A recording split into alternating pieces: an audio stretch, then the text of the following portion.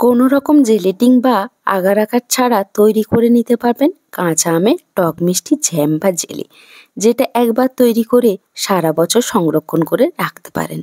Hello বন্ধুরা, কুসুমের রান্নাঘরে সবাইকে স্বাগত। ঘরে বসে সহজে দোকানের মতো পারফেক্ট জ্যাম তৈরি করতে চাইলে এই ভিডিওটা আপনার জন্য। এই ভিডিওটা দেখার পরে দোকান থেকে আর জ্যাম কিনে খেতে হবে না। এই কাঁচা আমের টক মিষ্টি জ্যামটা এত সুন্দর খেতে লাগে, বাচ্চা থেকে বড়রা ভীষণ পছন্দ করবে। তাহলে দেখে নেওয়া যাক আজকে আমার রেসিপিটি। জ্যাম তৈরি করার জন্য আমি এখানে দুটো কাঁচা আম নিয়েছি। কাঁচা আম দুটোকে খুব ভালো করে ধুয়ে নিয়েছি, খোসাগুলো ছিলে নেব। আপনারা চাইলে কিন্তু কম বেশি আমটা নিতে পারেন। বাজারে কিন্তু এখন প্রচুর পরিমাণ কাঁচা আম পাওয়া যাচ্ছে। এই সময় কিন্তু এই কাঁচা আমের জ্যামটা তৈরি করে সারা বছরের জন্য রাখতে পারেন। দেখুন, খুব ভালো করে কিন্তু আমের খোসাগুলো আমি ছিলে নিয়েছি। তারপরে আমগুলোকে আমি একদম ছোট ছোট করে কেটে নেব। যতটা পারবো কিন্তু ছোট করে কেটে নিতে হবে। দেখুন, খুব ছোট করে কেটে নিলে কিন্তু সিদ্ধটা খুব তাড়াতাড়ি হয়ে যাবে। একইভাবে কিন্তু আমি সব আমগুলো কেটে নেব। সব আমগুলো আমি ছোট টুকরো করে কেটে নিয়েছি। তারপরে এখানে একটা কাপ নিয়েছি।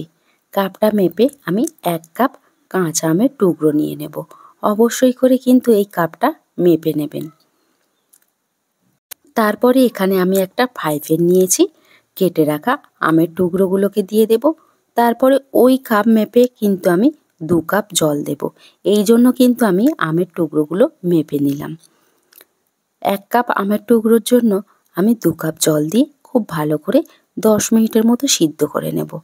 হালকা করে কিন্তু একটু নেড়ে দেব। দেখুন, এখন কিন্তু সিদ্ধ হতে একটু বাকি আছে। এই আমের টুকরোগুলো সিদ্ধ হতে কিন্তু 10 মিনিটের মতো টাইম লাগবে, খুব বেশি কিন্তু টাইম লাগবে না।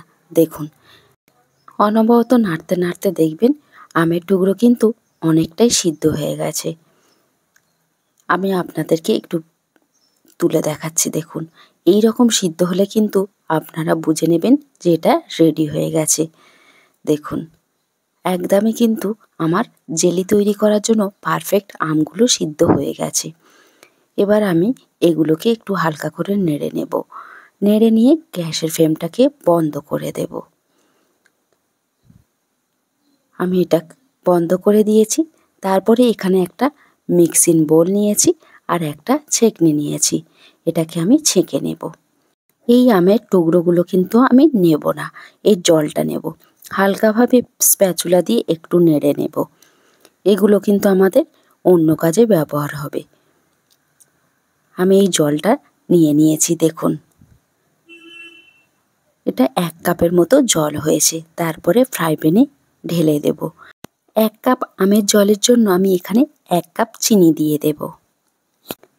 দিয়ে খুব ভালো করে অনবরত নাড়তে থাকবো যতক্ষণ না চিনিটা গুলে যায়।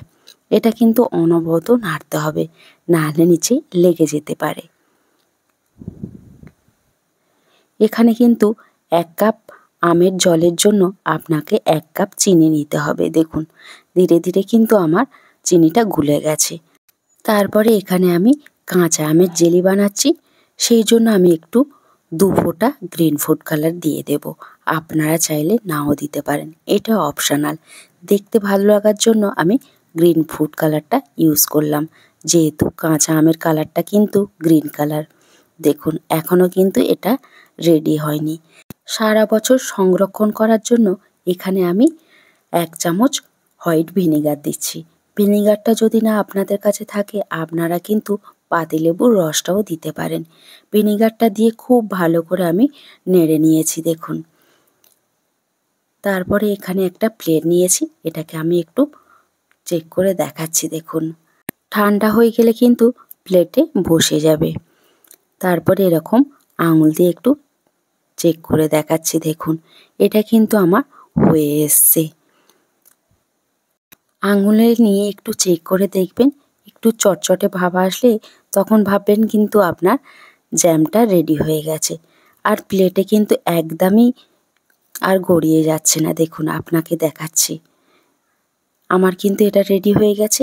এবার আমি একটা কাঁচের জার নিয়েছি। গরম থাকা অবস্থায় কিন্তু আপনাকে ঢেলে নিতে হবে, ঠান্ডা হয়ে গেলে কিন্তু এটা বসে যাবে।